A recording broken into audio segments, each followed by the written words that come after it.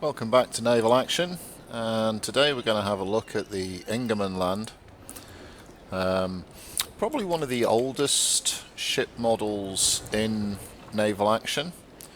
Very distinctive look with that very pale colour wood and then the sort of white bottom of the hull.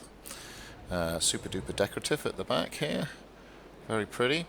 And you'll also notice all her upper guns on the quarterdeck at the back there, so that's a wee bit interesting when it comes to lining up your shots. The Ingermanland was commissioned in 1715, so she's a 300-year-old ship model, built by the Russians. It was the Russian first entry into the sort of ship of the line space. She was the flagship for Peter the Great, and was in a very successful build. A British architect was involved in the build, and they did quite a lot of sort of novel stuff with her. There were about 60 other ships, all made by the Russians off this basic model, that was commissioned by Peter the Great. Had its most significant involvement against the Swedish Navy in the Great Northern War, where she was the Tsar's personal flagship, and later her sister ship was involved in the Russian campaigns in the Mediterranean. And Peter the Great fell in love with her ship, which is interesting, to be honest. I haven't fallen in love with it yet. I'm okay with it, and I'll come to that in a moment. He wanted to preserve her as for posterity, and ordered that. However, shortly after he passed away, there was a bit of a money crisis in Russia, probably for the first time in last time that's ever happened in Russia. And tragically, I think it was Anne who said, look, we can't afford these things, and get ready for this, broke her up and sold her for firewood.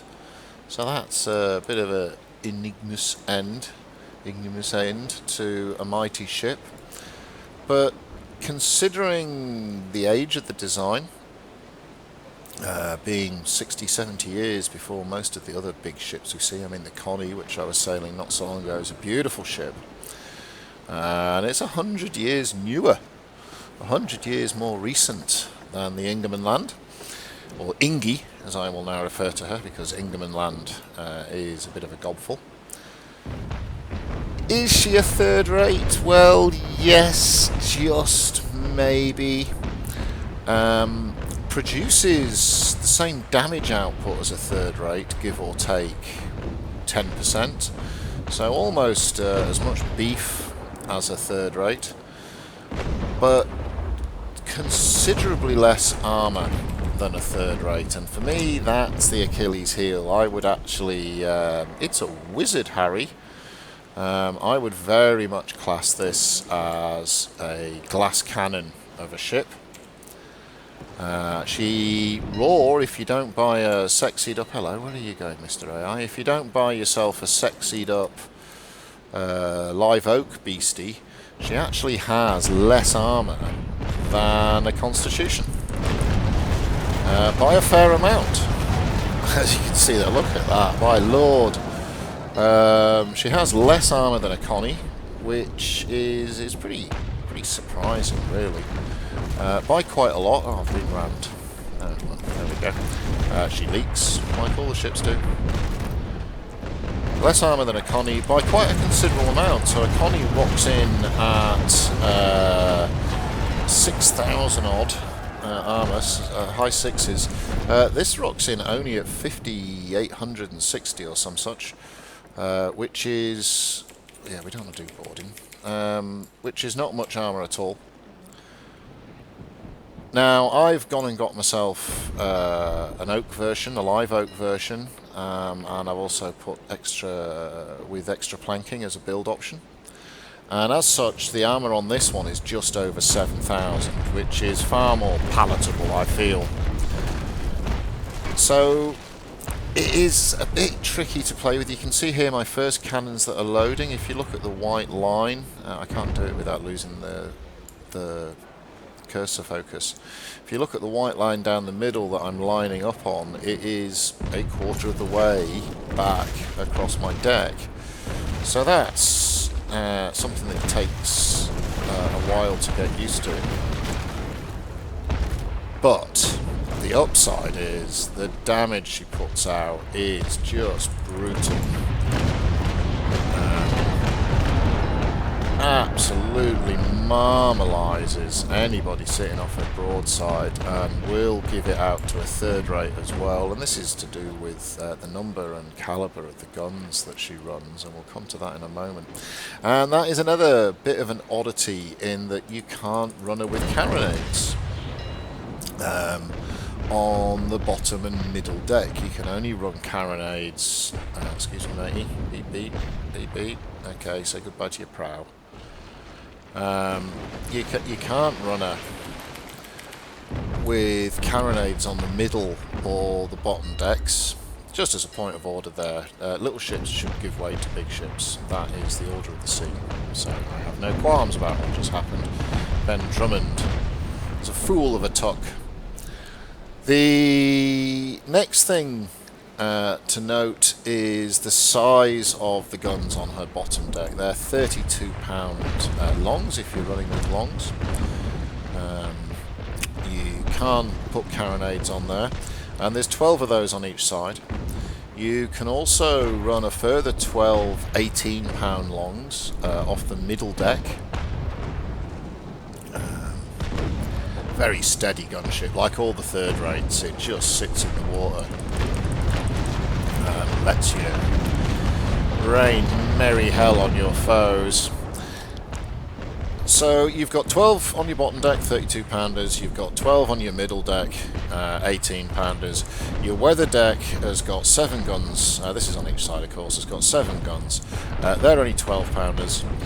Sorry, 6 pounders. They can run a 12 pound carronade option if you want. Your bow chasers, which are nice, you get 4 12-pound bow chasers, so that's actually it's quite handy for tagging and bagging things. And you can load a couple of stern chasers, but you can only load carronades on the stern chaser, so a very mixed bag of armaments to load up on this boat. So at the moment, only my 6-pounders are loaded. You'll notice I'm running predominantly in sailing all the time. Just wait for my top guns, and then top Ballamore here is going to get an absolute shellacking, and he's also healing, so he's going to show me some waterline. And yeah, well, thanks for coming. I've not had the I've played with her quite a bit in fleet battles. This is an easy one, so I can talk and walk at the same time. I've not used her in port battles. I personally would probably want a third rate in before I'd bring this baby in, purely because of the armour that you get. And I mean, you do get also, of course, with a third rate, you bring in some extra deeps. But I mean, the armour on a third rate is, you know, more than 1,000 better than the armour on this thing. The armour on a third rate's around 7,400. But she does carry those huge 32-pound longs, which gives her, off her bottom deck, more firepower than your third rates. So she really does put the pain on. 4 leaks. Everybody who sails near her goes into cruise shock. I think when you see the Ingermanland, you go into cruise shock. I've set this one up as a border, and the reason for that is that against other third rates, she's relatively nimble. So it is the first ship you'll probably play once you've come out of the Constitution, where you don't sail as much, you kind of lumber through the water. It really does have a bit of a third-rate feel there, and you do get that with the bigger ships. It's what they are. They are basically gun platforms. But what it does do is it's quite quick. It's only half a knot slower than a Connie, and it's faster than all the third rates, all the ships of the line, in fact. Many leaks were given here, I hope. Fire, though. And the destruction of many cannons. And a rudder. So, you know, bad luck, Elizabeth. And I'm going to turn across here, so get out of the way while you're at it. Let's have a ram. I need to turn, and you're in the way, bud. Mind you, your rudder's not working, so I'm kind of doing you a favour, I feel.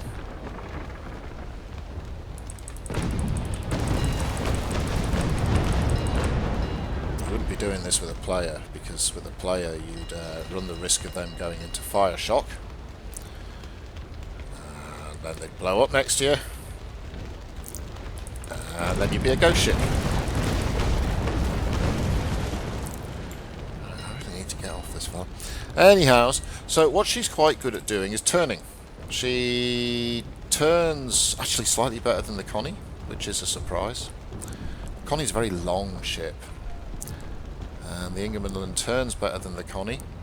She turns better than her third-rate brethren through the wind, but still has that feel as you go through the wind that you are sailing a much larger beast.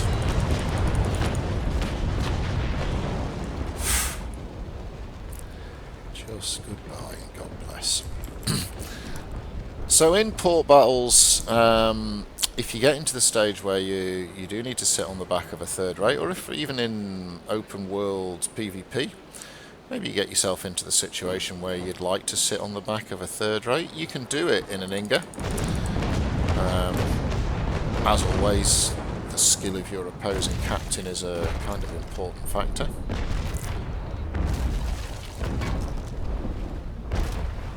But she turns pretty good, and I need to turn sailing on because I want to go through the wind in a minute.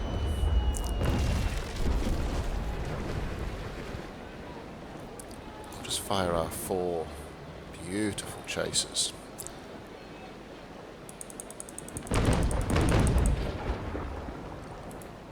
And then come round. So, yeah, in port battles, she's good at sitting on the back of some of the other big ships.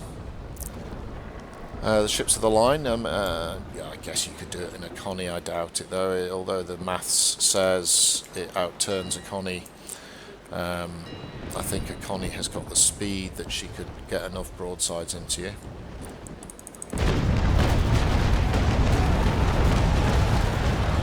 But it's just, it is quite fun just unleashing merry hell with this amount of DPS. It's only marginally down. It's less than 10% down on a true third rate, which is, you know, an absolute smashing. So glass cannon. If I was choosing who to bring into a port battle, I would definitely take a third rate over the Ingerman.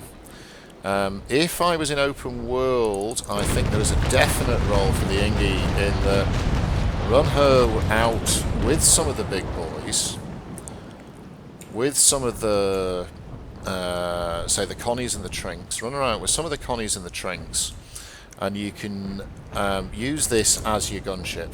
So your Connies and Trinks can be the hasslers. They can work on the sails, bring your opponent down, chuck some hammocks in this, which is what I've done, and some Marines. And you're set for boarding real quick, so your boarding becomes viable almost instantaneously. You'll see there my boarding prep, because I've got my Marines on, is already up, and I could start boarding within 5 or 6 seconds of prepping. So I do have this baby set up to do a little bit of the boarding malarkey. Ben Diamond's Drummond has sunk. That's what you get for getting in the way of the big boys.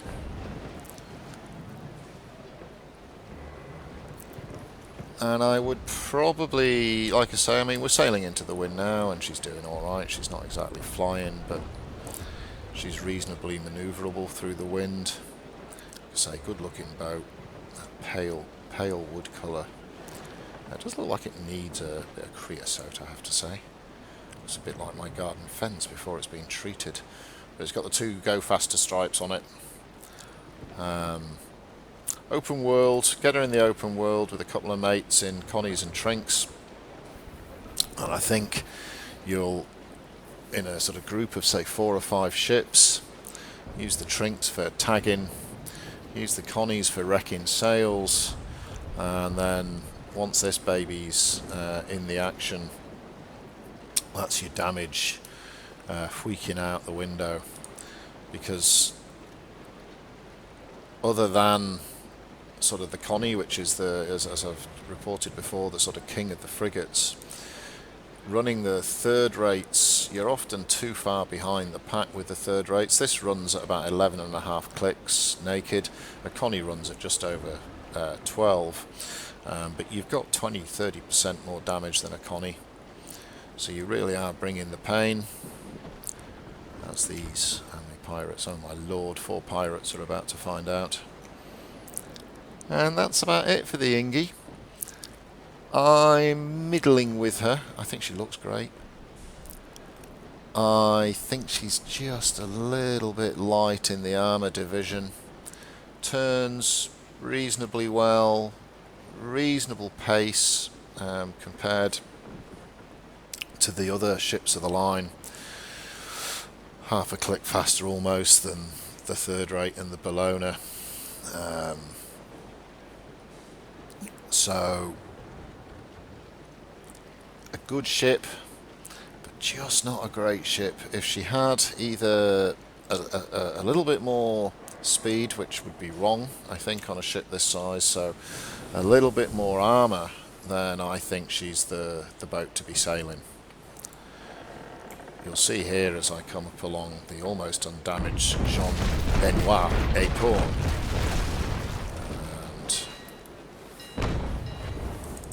One decent broadside, which that wasn't. There you go, that's me, because I'm leading. 6 shots, that's awful.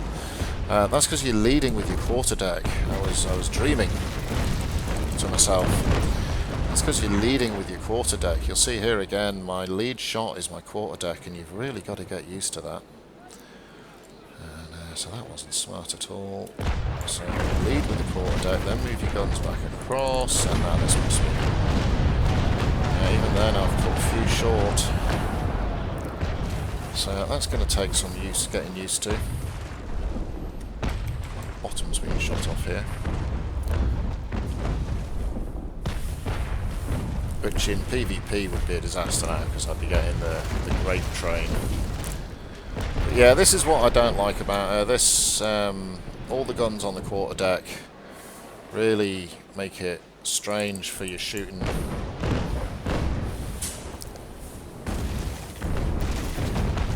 It's a very unnatural way to run your guns. Let's repower the sails and bring her around.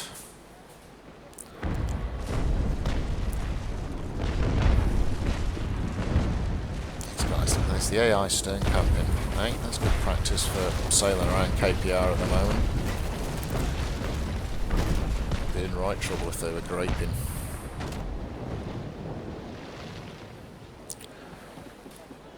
You'll see her coming through irons now.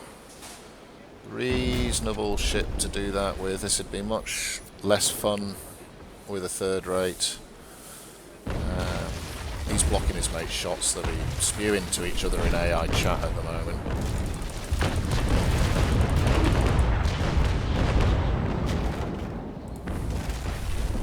The other thing that takes a bit of getting used to with the Ingie is that because the cannons are so dramatically different caliber, the reload rates on the deck take a little bit of getting used to. So I'm just coming out of chains now, and I'll flip back to automatic sails.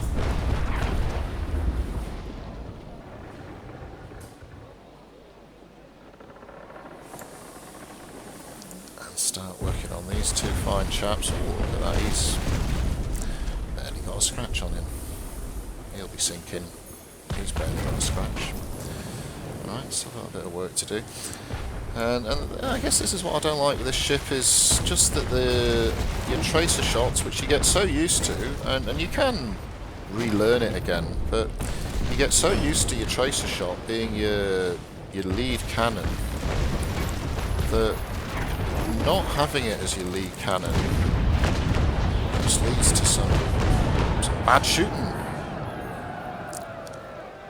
So he's in reload shock. I'm going to save these ones for this fellow who's a bit more damaged on that side. We've got 54 chaps on leaks. We've got a couple of leaks at the moment. And again, I mean, to be honest, I'd be more comfortable doing this number of ships in my Connie, because I know my Connie will wear the damage much more nicely than this fellow does. So I think this is a ship to use when you're working with others. Nice little blue colouring there on the gun decks, on the gunnels. It's quite pretty. Noticed that until now. Well, let's finish this chap off and take a few cannons out of the game.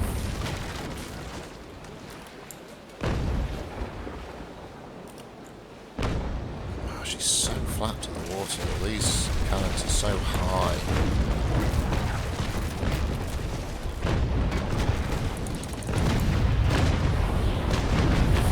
Right. Well, that should be the last we need to see if Dennis, I think. So now we'll turn our attention over here and just start walking them. We've got one heading in the wrong way. We've got one who's playing broadside Billy with me. So we'll entertain these boys. But this is much harder than it would have been if it was in my Connie. And I just think it's because the AI, since the penetration mods, reasonably sure are still in there. They do a fair bit more damage. Alright, so now I've only got one side loading. I should start loading more quickly. I'm going to ignore this person, this ship here.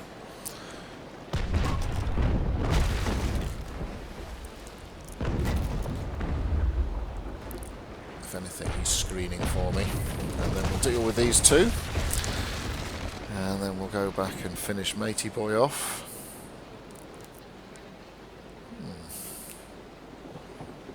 Might have to sink him just to get him out of the way.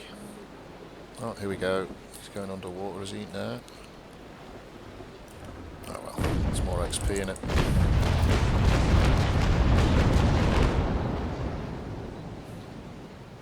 So we'll cut across him. Actually, we'll use him as a protective shield.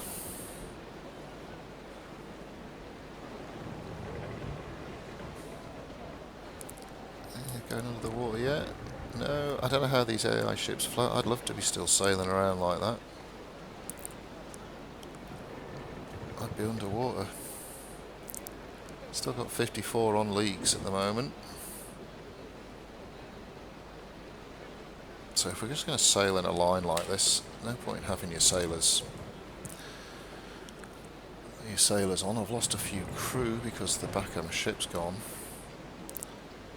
And then they've been very nice to me, actually. This is very nice of them. They're all sailing in a beautiful line.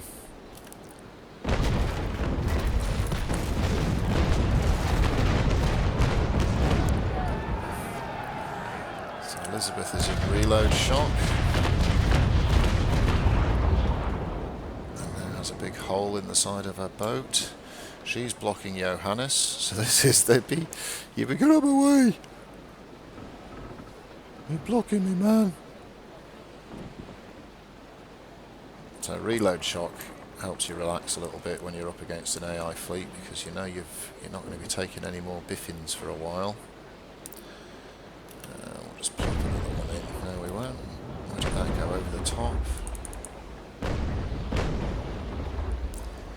Take a cannon out. See him riding up just a little bit. I might depower in a moment. We'll see. Just bumping around in the waves.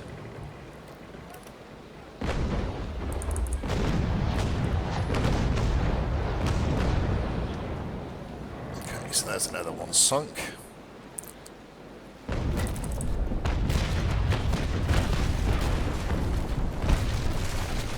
Pretty soon this guy's going to be heading into Trouble Town. Starting to take leaks on now.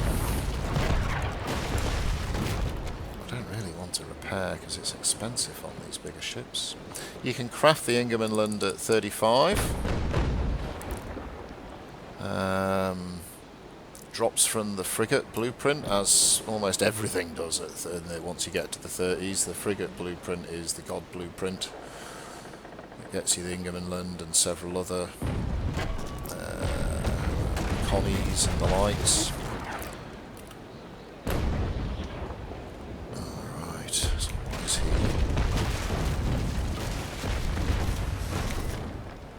Oh, and I'm on fire. Well, that's nice, isn't it? Oh, they're a bit high. I just rocked back in the water there as I let those go.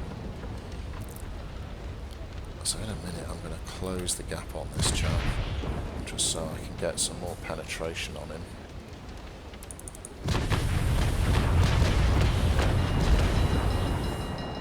Let's have a little look at my fire. Where's my fire?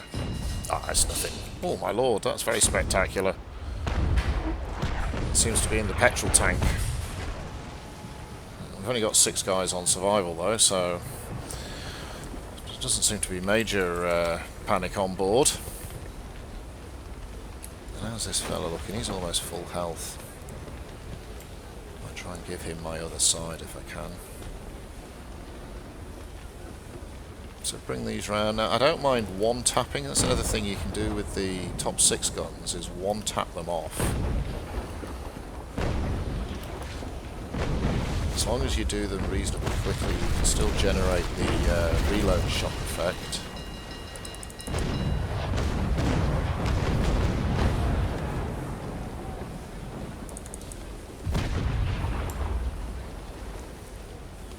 He's turning in quite sharp here. Is he going for a rake? Are you going for a rake, bud?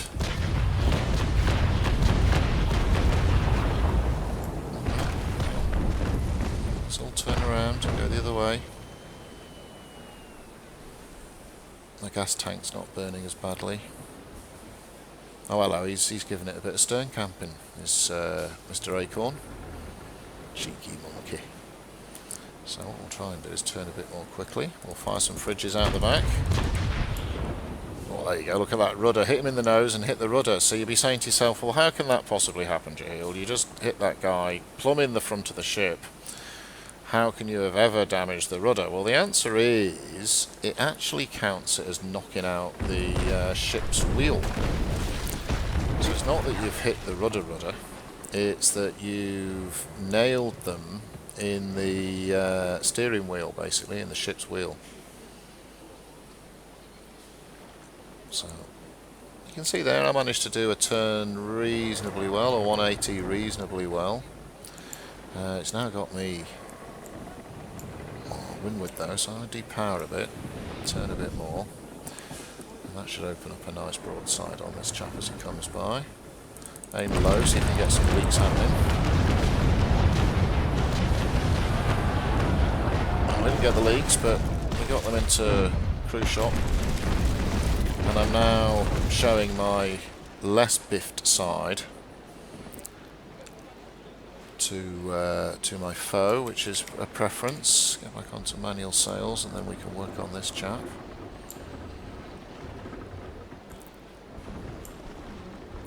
But it all seems too much hard work for me. If I'd have been in a connie, I reckon I'd have done this mission quicker. Even though the DPS is absolutely fantastic on this ship, I guess I might not be a glass cannon player.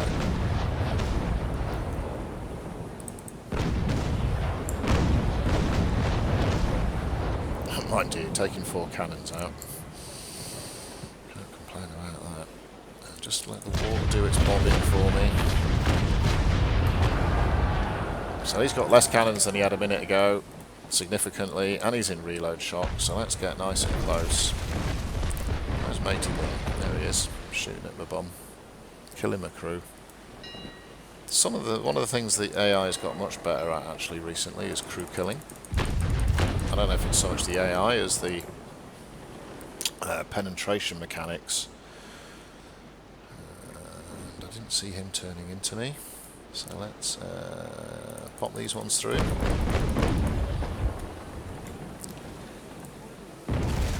then we've got almost a full set of guns left over here, excluding the carnage that's being caused. Oh, they're all too high, or are they? No, they're not too bad. So, back onto full, depower off, bring her around. Again, if you were against players as opposed to AI, especially what have we got left, a Serb and a brig, they would just sit on your backside and kill your crew. Just move my sails around, see if I can get a bit of a quicker turn. I might be able to open up a broadside.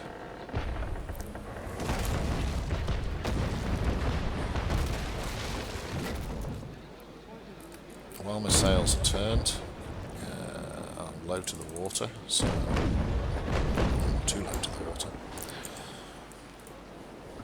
So he's in a spot of bother. If I could plug a leak into him, he'll sink pretty soon.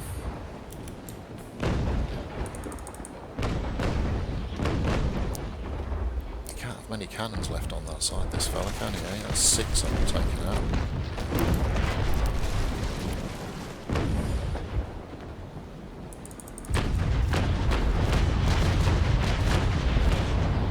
Alright, I reckon he's toast. I reckon you're toast, bud. Yep, so now we move our attentions to Jean-Bertois Alcon. We'll have this finished. Now, I've done an enormous amount of hits if you look in this. I've done 504 hull hits. So that is a bit of an advantage of taking a big ship into the lower level missions. You do tend to get the odds stacked against you numbers wise, which you should have, because of course your battle rating is higher, which in turn means you can really put the damage on. And as you've seen here, I'm going to walk out of this with 6 kills, and any second now we're going to give this fellow a bit of a kiss. All of these should go in, I think. There's a few ricochets because of the oblique angle.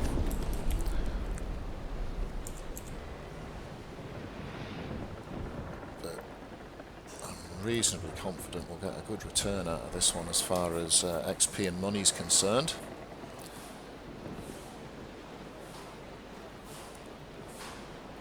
I've had a chance to check her out. She's a good looking boat. Good sort of, maybe a good training wheels for your third rates, because like I say, you do get that lumbering feel from her.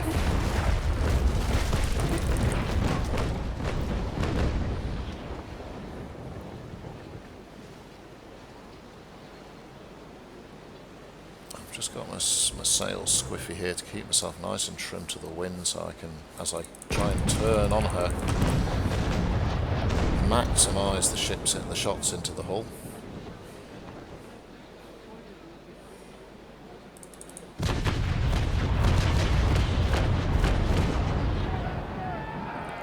Now we're coming through irons, so let's open the sails all the way up.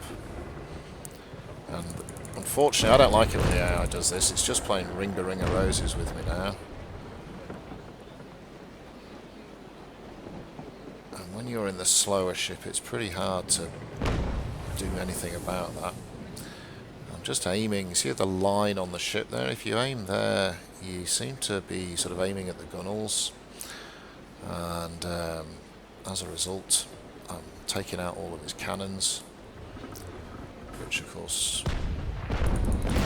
reduces the biff coming back in. I'm taking his cannons out of there. I wasn't paying attention. Pay attention, Jay. Yes, sir.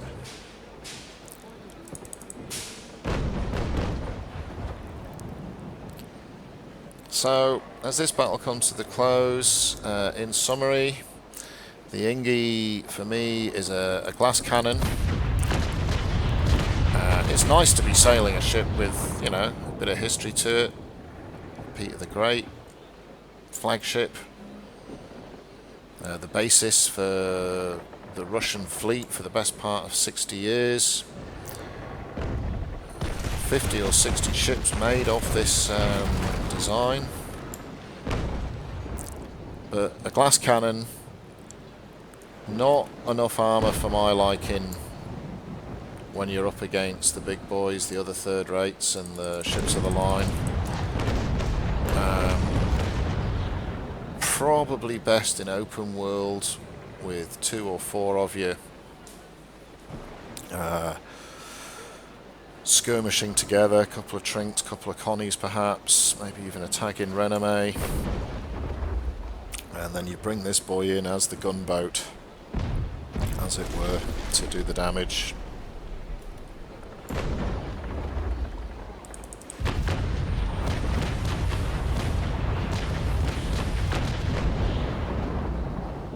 And I know there's a lot of changes coming in the way port battles work, and it might change the way this ship works. It might give it a different role perhaps. I'm not so sure. But if it's in a line with other third rates and you want to put one of the ships down rather than just kill the sails, which is the meta today by the way, is you just shoot sails, then this is the ship to do it with. This is the ship to aim at, because she's got 20% less armour than everybody else in the line.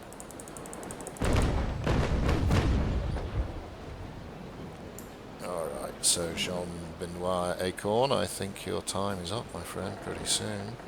You're running away. Get back here. Oh, no, you're not. You're coming inside. Alright, let's turn inside you then. We'll get a good run at you. Hopefully you'll heal a little bit more away as my big guns load.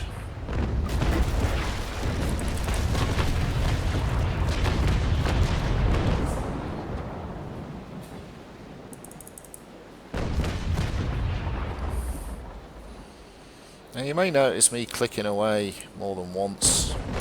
I know you only have to click once, but I'm in Australia. I play with 400 milliseconds lag, which is almost like role-playing to some extent. I do feel as though I sort of send the order down to fire, it gets belayed by a series of wombats, and half a second later the lads do what I want.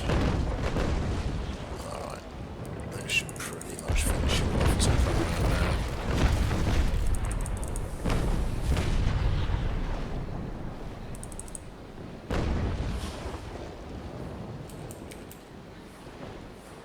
Most exciting of endings when you're doing this ring of roses malarkey. So what you can do to get rid of this is you can get distance, or you can flick round to the other side. If this was against a player, they would begin the stern camping manoeuvre if you did this. You can get distance and flip round to the other side.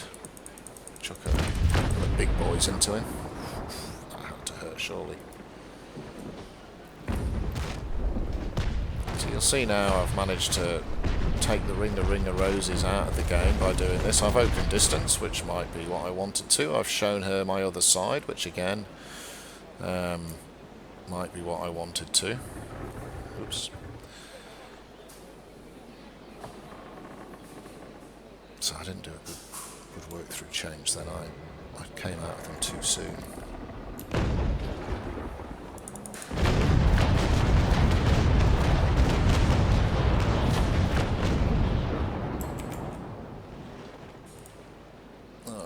Come on, sink, it's getting boring now.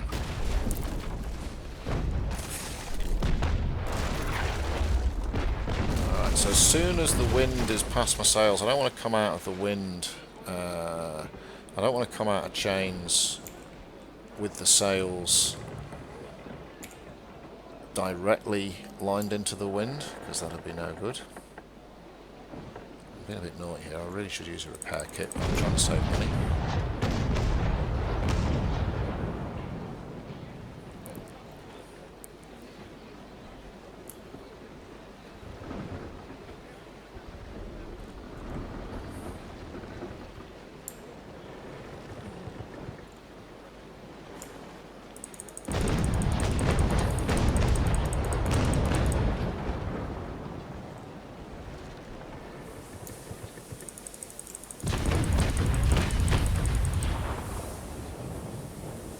And we're beginning to leak, so it's just, that's a bit scary.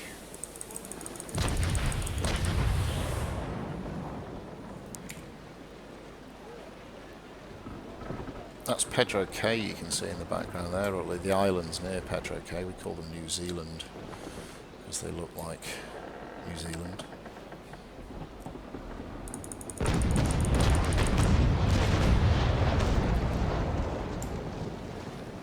Okay, that's a leak on him. That should help end things.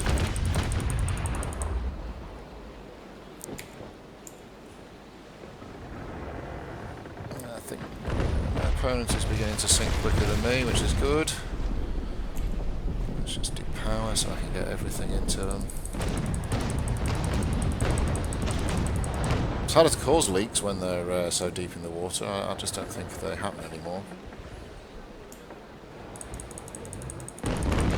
Where am I in the water? Let's have a little look. Oh, everything's fine. And they've gone down. So have a look at that. 6 for 6 on the kilometre, 622 hits. And let's, this is what I wanted to show you. Let's see what we get on the old battle screen there. So, best part of 800 XP, 54,000 gold. And remember, I'm going into what should be a pretty safe mission there. I also picked up, that's nice, some green muskets and a rubbish rudder. So there you go. Thank you for watching. That's the Ingermanland. Make your own mind up a little bit about it. I'll be interested to see if people like it and what role they like it in, other than the one I've described that I see are best in, which is in an open world PvP squad. Thank you for watching. Hit like, give us a subscribe, and I will see you on the ocean, and I will catch you.